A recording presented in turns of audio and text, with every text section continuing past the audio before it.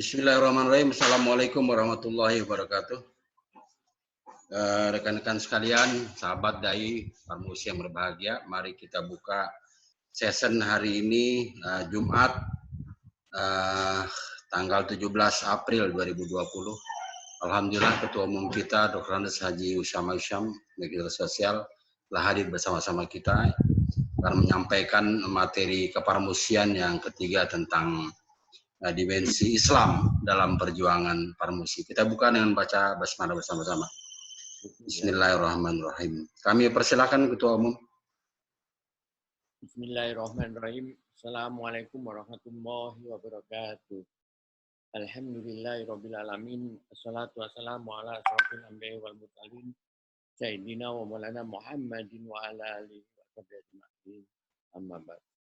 Sekjen selaku host serta rekan-rekan dari berbagai daerah, baik pimpinan wilayah maupun para dai Desa Madani yang mudah-mudahan pada siang hari ini kita semua mendapat ridho Allah Subhanahu wa taala. Alhamdulillah selama 1 bulan COVID-19 ini Ana masih berkesempatan sholat Jumat di masjid. Kalau mungkin ada orang Islam 4 kali meninggalkan sholat Jumat, itu sudah mengerikan, karena 3 kali aja itu sudah perlu dipersoalkan itu. Agak murtad dia. Apalagi kalau 4 kali. Alhamdulillah, anak tadi bisa sholat Jumat yang keempat selama kena COVID di Tangerang ini. Sholat Jumat karena kebetulan anak yang ketua yayasan masjidnya, jadi anak ambil kebijakan tetap buka, nggak boleh masjid ditutup, harus tetap dibuka. Ya.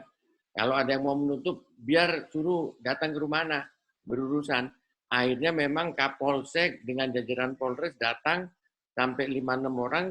Dalam sebulan ini sudah 4 kali datang. 4 kali bahkan sekarang menjadi teman anak mereka. Jadi karena saya bilang jangan menindas-nindas kita. Kalau anak ini sudah biasa ditindas, jadi nggak usah lagi dipengaruhi apa segala macam. Ente kalau sekali-sekali berani nutup pintu masjid itu, anak videokan, anak viralkan ke Indonesia. Ente kan Islam semua ini. Iya Pak Haji. Ya. Akhirnya ya, anak sudah bilang sama jamaah para DKM, Anda takut sama presiden atau sama Allah? Sama Allah Pak Usama. Ya udah takut sama Allah ya takut sama Allah. Oh ini cuma apalagi namanya kena penyakit begini aja, masjid ditutup, harus kalian justru berupaya minta kepada Allah, kembali kepada Allah, berdoa. Dan ini anak kalau ngomong itu nggak main-main, karena setiap anak ucapkan itu anak implementasikan. Anak tulis surat kepada presiden sekitar 2 minggu lalu, surat pribadi, minta agar presiden memimpin zikir dan doa nasional. Walaupun beliau tidak memimpin langsung, tapi dia instruksikan kepada Kementerian Agama, dan tadi malam Wakil Presiden yang ikut hadir memimpin secara virtual melalui Zoom meeting. Nah, ini salah satu tugas kita sebagai aktivis pergerakan Parmusi, mengingatkan kepada penguasa. Tugas mengingatkan aja udah pahala. Jadi nggak perlu takut. Alhamdulillah dalam skala kecil Ana juga buktikan di masjid Ana sampai hari ini masih sholat Jumat.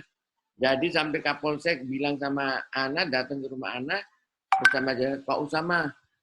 Saya ini heran, saya ini kan Kapolsek masih baru di sini. Saya lihat semua masjid di Indonesia tidak ada yang sholat Jumat. Kok ini susah sekali dibilangin. Di Masjid Asy-Syarif Al-Azhar masih sholat Jumat terus. Saya bilang ya kita beda-beda lah Pak Kapolsek pemikirannya. Ya Anda nggak benar juga, banyak kok masjid-masjid yang sholat Jumat yang daerah-daerah zona hijau. Kalau di sini saya pikir justru, maaf ini, yang meninggal-meninggal itu coba kalau pemerintah mau jujur, rata-rata orang yang tidak pernah ke masjid. Kalau orang yang ke masjid nggak ada, macam sekjen itu bisa kena corona nanti itu. Setiap hari dia 5 waktu ke masjid itu dulu sebelum ada corona. Sekarang masjidnya ditutup, wah. Itu masjidnya tempat sekjen Parmusi di sholat setiap hari masa ditutup. Harus dibuka. Coba cek masjidnya Ketua Lembaga Dakwah Parmusi, Ustadz Wadar Ahad Bahri. Dibuka tiap hari, masjid di sampingnya. Nggak boleh ditutup. Kita pindah ke BSD aja dah, Jumat depan. Bukan masalah mentang-mentang kita mau sok ini. Enggak. Kita ini ayat-ayat hafal nggak banyak lah. Tetapi yang penting setiap ayat yang kita ketahui, kita implementasikan. Jangan kita fase membaca ayat, tapi implementasinya susah. Kalau Anda memang nggak banyak hafal ayat, tapi setiap ayat yang Anda baca, Anda terapkan. Nah, kita sebagai pimpinan Parmusi di berbagai daerah juga harus begitu. Sehingga saya bilang, kalau PSBB sudah dicanangkan besok di Tangsel, mulai besok hari Sabtu, maka silakan DKM, karena DKM yang merupakan pengambil keputusan, ya silakan memikirkan, karena itu berarti sudah mengikat perangkat hukum. Kalau kemarin belum, masih imbauan. Kalau mengikat silakan ambil keputusan, sehingga keputusannya yang memang masih tidak ditutup, tapi sholat Jumat yang ditiadakan oleh mereka. Kecuali nanti bila mana pada sholat duhur hadir jamaah lebih dari 40 sesuai dengan hukum fikih, maka harus sholat Jumat. Seperti tadi juga, lebih dari 100 kita sholat Jumat. Baiklah, rekan-rekan, kita kembali pada konten dari daurah pada siang hari ini, yaitu dimensi keislaman Parmusi dalam perjuangan pergerakan organisasi sosial kemasyarakatan ini. Sebagai ormas yang tumbuh dan berkembang di tengah-tengah masyarakat, Parmusi dalam seluruh program dan kegiatannya menitik beratkan kepada pembangunan manusia seutuhnya. Nah, manusia seutuhnya ini yang harus kita pahami bersama, baik secara rohani maupun secara jasmani, yang dijiwai keimanan dan ketakwaan kepada Allah Subhanahu wa taala. Saya maupun Ustadz Wada sudah berkali-kali di berbagai daerah juga selalu menekankan bahwa lagu Indonesia Raya sudah mengingatkan kepada kita, bangunlah jiwanya, bangunlah badannya. Jadi jiwanya dulu yang dibangun, bukan badannya. Jiwanya dulu. Kalau sekarang di Indonesia, yang dibangun ini raganya dulu. Infrastruktur semua dibangun. Bagus-bagus saja. Tapi ingat, hukum Islam, kehidupan itu harus berimbang, balance. Dunia maupun akhirat. Nah, akan moderat kalau kita menuju kepada keseimbangan itu, titik keseimbangan itu. Oleh sebab itu, jasmani dan rohani ini harus diperhatikan di dalam upaya. Karena Parmusi memiliki pemahaman khusus terhadap dimensi keislamannya yang telah diatur dalam anggaran dasar dan anggaran rumah tangga. Namun mungkin karena ayat ini tebal, jarang para kader membacanya langsung, maka saya merangkum, memberikan satu pemahaman terhadap dimensi keislaman yang dianut oleh Parmusi. Jadi ini yang dianut oleh Parmusi sesuai dengan ADART, bukan versinya Usama Hisam. Yang pertama adalah dimensi ideologis. Ini harus dihafal oleh semua kader, apalagi pimpinan, apalagi dai. Dimensi ideologis, nanti saya jabarkan itu apa. Yang kedua, dimensi dakwah. Dimensi dakwah juga nanti saya jabarkan. Ketiga, dimensi ulul albab, yaitu intelektual muslim. Yang keempat, dimensi kepemimpinan. Dan yang kelima, dimensi ukhuwah Islamiyah. Nah, kita beranjak pada dimensi ideologis. Dimensi ideologis ini menjadi prinsip dasar kita dalam perjuangan. Dimensi ideologis ini merupakan substansi perjuangan kita yang hakikatnya sejalan dengan pemahaman semangat keislaman sebagai sebagian besar masyarakat Indonesia, yaitu Islam yang rahmatan lil alamin. Nah, Islam ini jangan dipisah-pisahkan, harus dilihat secara integrated, secara utuh, menyatu. Islam yang mengatur urusan ruhiyah, al-aqidah ruhiyah adalah akidah, ajaran yang mengatur masalah yang berhubungan dengan akhirat, seperti masalah surga, neraka, pahala, dosa, amal saleh, dan lain-lain. Ini satu sisi. Islam yang mengatur al-aqidah ruhiyah. Nah, ini berdasarkan pemahaman kita terhadap rukun Islam. Ya. Maaf, bukan rukun Islam, rukun iman.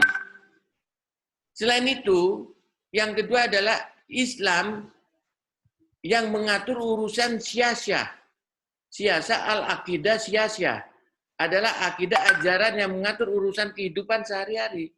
Seperti masalah sosial, ekonomi, pendidikan, kesehatan, hukum, pertahanan, keamanan, dan politik. Oleh sebab itu, kalau kita memahami secara utuh Islam ini secara integrated, secara al-aqidah ar-ruhiyah dan urusan siasah al-aqidah, maka kita harusnya memiliki pemahaman yang satu, bahwa Islam, dakwah Islamiyah itu tidak membedakan dakwah dan politik. Ya. Politik adalah dakwah, dakwah juga adalah sebuah strategi politik. Ya. Jadi menyatu. Tidak sependapat kalau saya ada yang mengatakan dengan Parmusi kembali kepada dakwah oriented, kemudian maka meninggalkan politik. Itu keliru. Dakwah oriented itu strateginya saja, orientasinya pada prioritasnya pada gerakan dakwah. Tetapi yang dibangun adalah politik peradaban.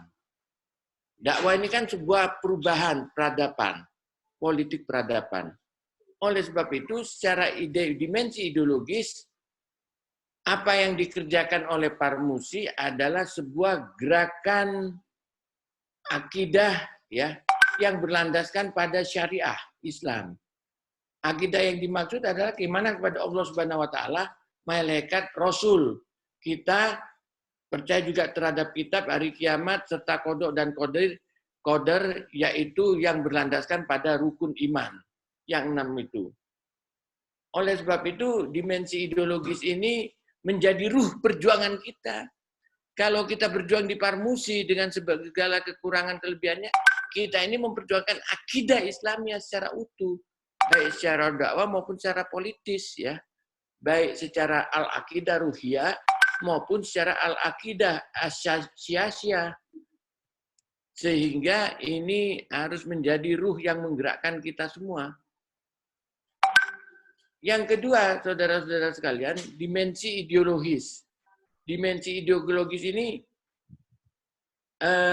merupakan sebuah dimensi dakwah. Yang kedua, dimensi dakwah. Dimensi dakwah ini merupakan dimensi yang utama yang digariskan oleh para pendiri Parmusi, ya, dimensi dakwah, karena di dalam dalil lahirnya Parmusi itu ada sebuah surat yang dimuat di dalam ADART, surat Al-Imran ayat 104, wal takum minkum ummatun yad'una ilal khairi wa ya'muruna bil huruna fi wa yanhauna 'anil munkar wa ulaika humul muflihun. Yang artinya, hendaklah ada di antara kamu segolongan umat yang menyerukan kepada kebajikan, menyuruh kepada yang ma'ruf dan mencegah dari yang mungkar, maka mereka adalah orang-orang yang beruntung. Nah, itu kata Allah Subhanahu wa taala dalam firman-Nya di dalam surat Al-Imran ayat 104.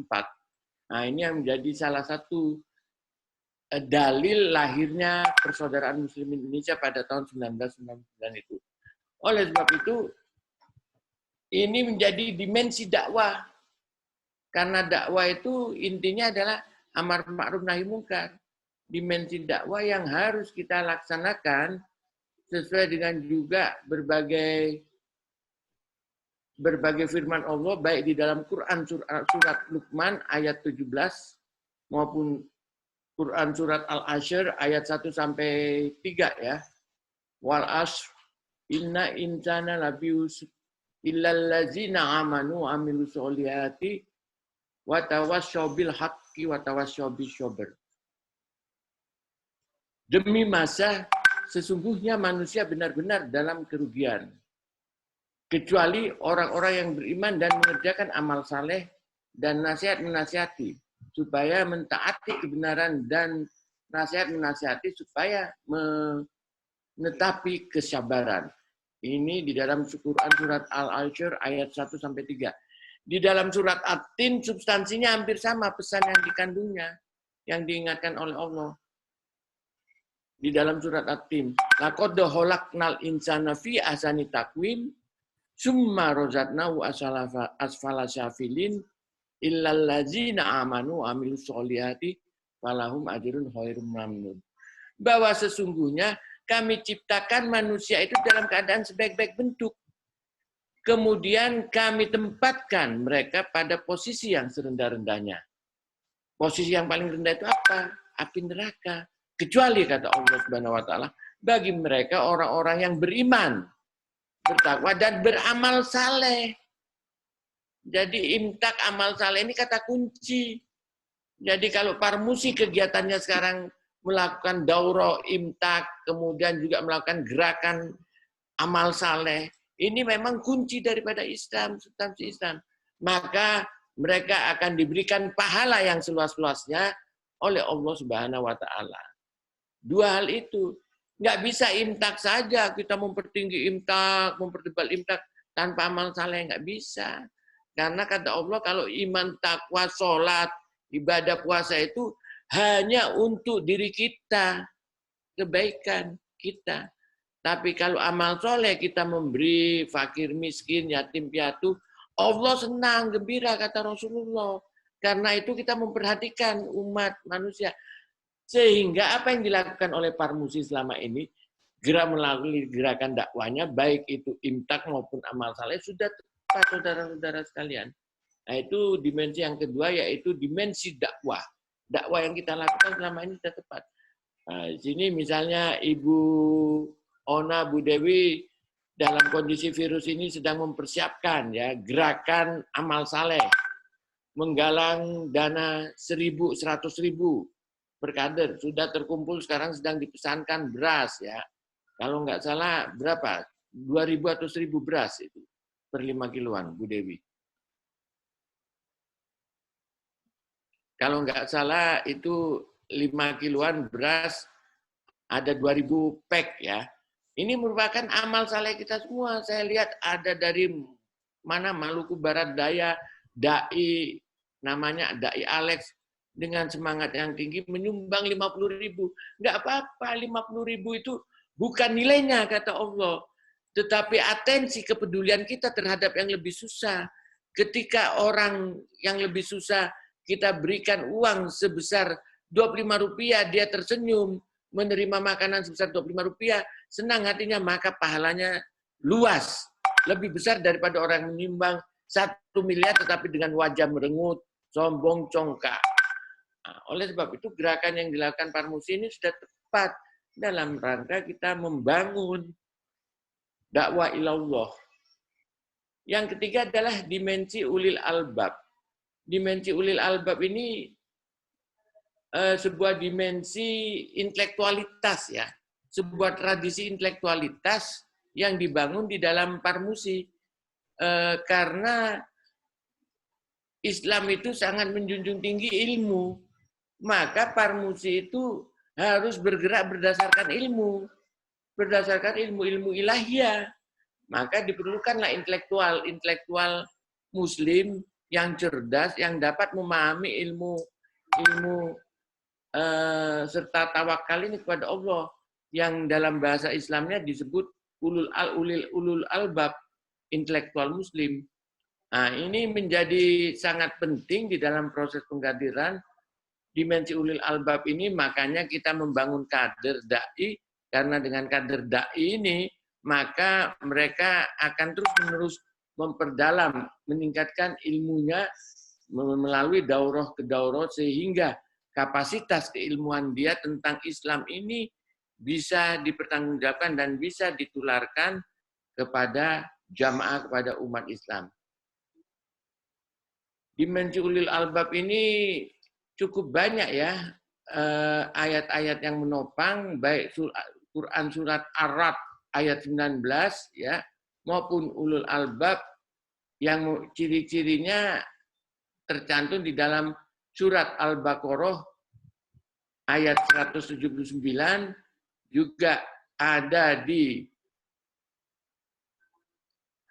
surat Al-Imran ayat 190 yang semua membahas masalah ulul albab, dan juga surat Al-Maidah ayat 100.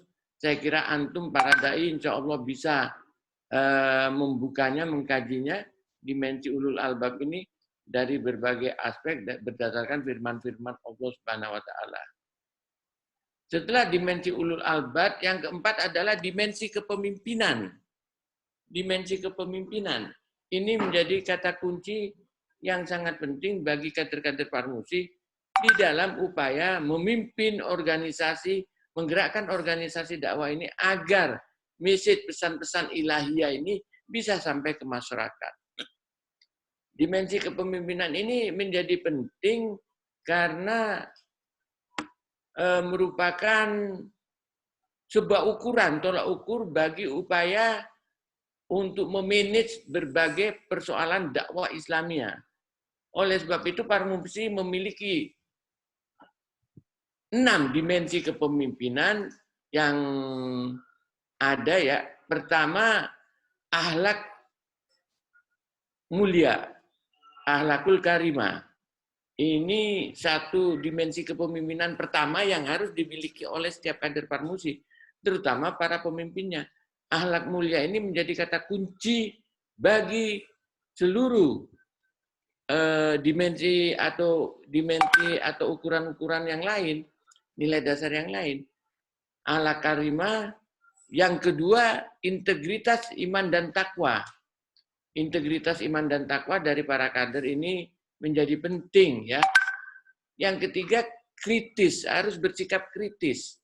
Kemudian kooperatif, demokratis, bisa menerima kritik, mendengarkan pendapat orang lain, dan bertanggung jawab.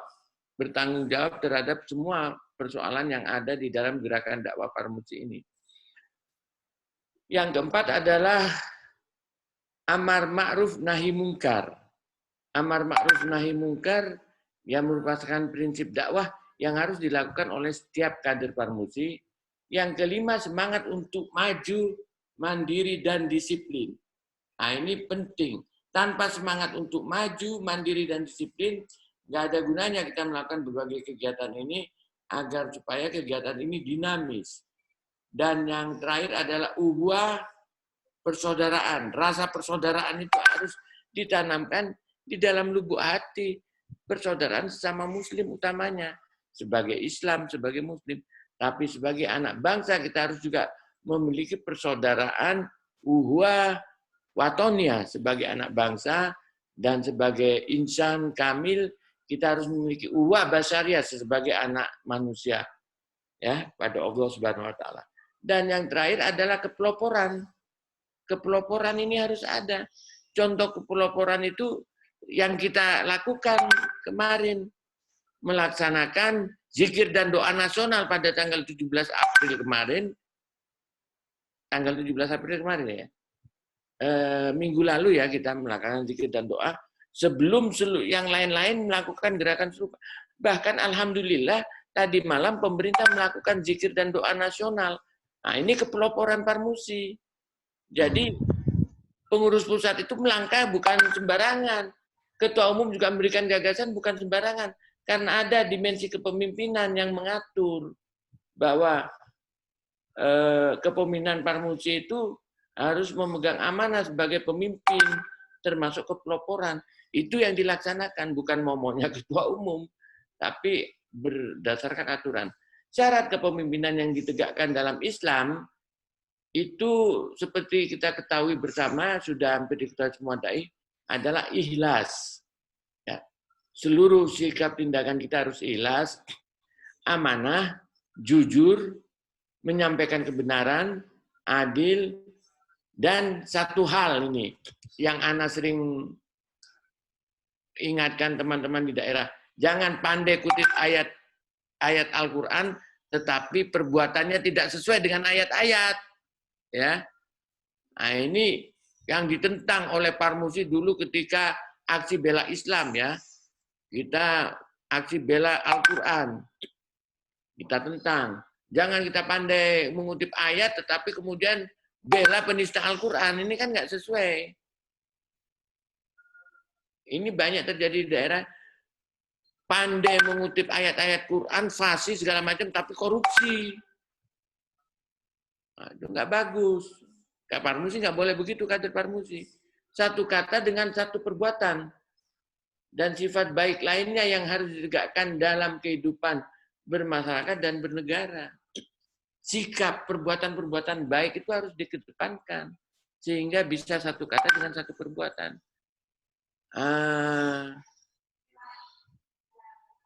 Satu kata dengan satu perbuatan ini menjadi penting, terutama teman-teman di daerah yang sudah menjadi pimpinan Parmusi di daerah. Ya, jangan sampai kita melakukan gerakan dakwah, tetapi sikap, perilaku, dan perbuatan kita bertentangan dengan nilai-nilai dakwah itu sendiri. Nah, itu yang tidak boleh. Ini yang harus diingatkan terus-menerus. Ya, para dai juga demikian. Perbuatan kita di daerah ya harus mencerminkan seorang dai. Ya, kalau tidak mencerminkan seorang dai, masyarakat tidak ada yang mengikuti nantinya. Judulnya aja dai, tetapi perilakunya nggak mencerminkan seorang dai. Ilmunya boleh saja tinggi, tapi perilakunya bertentangan dengan ilmu yang dia miliki. Itulah dimensi kepemimpinan, saudara-saudara, dimensi keislaman di dalam Parmusi ada 5 tadi yang saya jelaskan ya. Dimensi ideologis, kedua dimensi dakwah, ketiga dimensi ulul albab, keempat dimensi kepemimpinan, dan kelima dimensi uhwah Islamiyah. Saya pikir poin ini penting saya sampaikan, mungkin sekitar 15 menit untuk menjadi renungan kita bersama. Saya yakin bahwa hal ini akan lebih mudah dicernai kalau nanti akan ada rangkuman. Ya, saya akan berupaya membuat executive summary dalam bentuk apa? Presentasi yang nanti akan disebar ke seluruh kader ya, agar bisa lebih mudah dipahami. Agar lebih mudah dipahami, nanti disebar. Bu Dewi nonton, tolong nanti dipersiapkan agar supaya materi yang hari ini saya sampaikan ditranskrip, kemudian nanti dibikinkan apalagi dibikinkan ini slide presentation untuk dikirimkan ke teman-teman di daerah sehingga bisa direnungi secara lebih paripurna. Saya kira itu Sekjen yang bisa saya sampaikan pada siang hari ini. Mudah-mudahan bermanfaat bagi kita semua. Assalamualaikum warahmatullahi wabarakatuh. Assalamualaikum warahmatullahi wabarakatuh. Kalau ada teman-teman yang bertanya barangkali ada. Kalau enggak mungkin Ketum saya mau tanya nih, apa mungkin perlu dijelaskan ya soal dimensi ideologis. Kalau Islam itu sebagai ideologi yang mengatur pandangan hidup berbangsa dan bernegara, baik soal ekonomi, sosial, dan lain-lain. Nah, ini menempatkan Pancasila ini di mana nih, Ketum? Dalam konteks apa ini sehingga bersinergi? Itu aja tuh. Ya, baik. Kita harus menempatkan kita sebagai insan ya, makhluk Allah. Makhluk Allah itu sudah diatur pedoman hidupnya sesuai dengan surat Al-Baqarah ya. Pembuka malah diatur. Di dalam firman Allah, Alif Lam Mim, zalikal kitabul la raiba fihi hudalil muttaqin, bahwa tidak ada yang keliru di dalam ayat-ayat suci Al-Qur'an, kitabullah, karena itu merupakan pedoman hidup bagi orang-orang yang muttaqin. Nah, pedoman hidup kita sebagai manusia itu yaitu Quran dan Sunnah, yaitu Sunnah Rasul.